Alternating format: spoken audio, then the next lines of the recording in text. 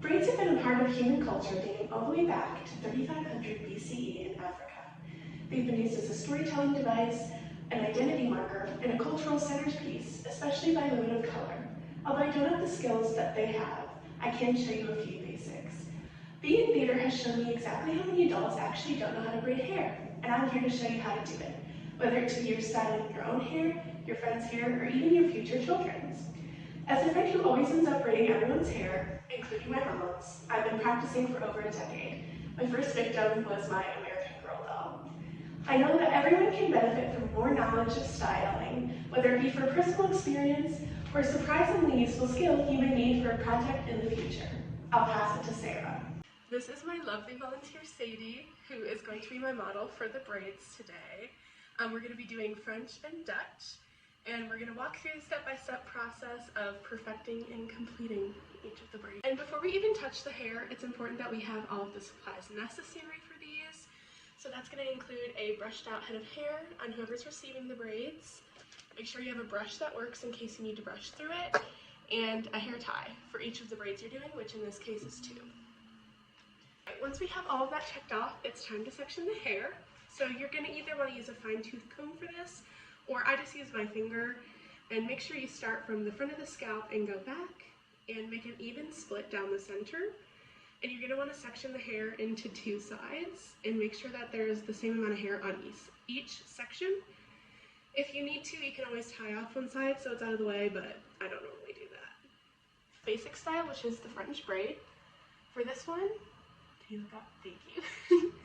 You're going to start at the front of the scalp and you're going to grab 3 pieces, just small, and these are your starting pieces. And you're going to take one of the outside pieces, it can be whatever side you prefer, and you're going to pull it over the middle piece. It's important that you do it over instead of under. And then once you get the middle piece back to the middle, you're going to take more hair and add it to the new pieces. And keep going down the head like that. You want to make sure you're grabbing small enough pieces so that as you go down, you have enough hair to last until you hit the bottom of the head.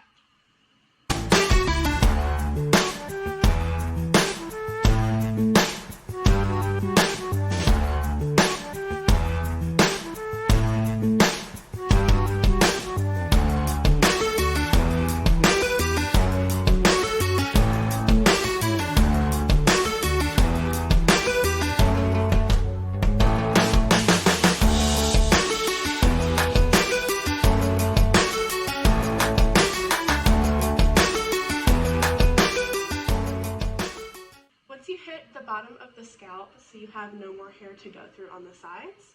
You're just going to continue with just a regular braid, so crossing the outside pieces over the middle piece until you reach the bottom. And then from there, you're just going to take one of your hair ties and secure the rest of the hair of the braid with it to make sure it doesn't go anywhere.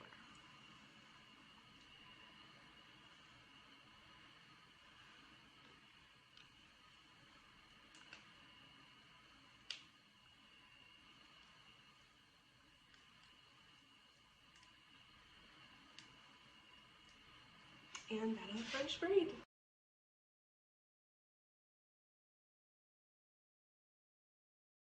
Now we're going to move on to Dutch braids, which are really similar to French braids. There's just a small difference that makes it look a little different from the French. We're going to do the same thing where you start at the front and you take 3 small pieces to start with.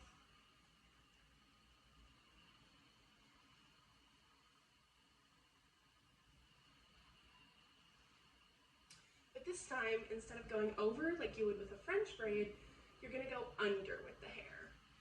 So you cross under the middle piece instead of over. And that gives it kind of a chunkier look at the top of the head, but they are 2 different styles of braids.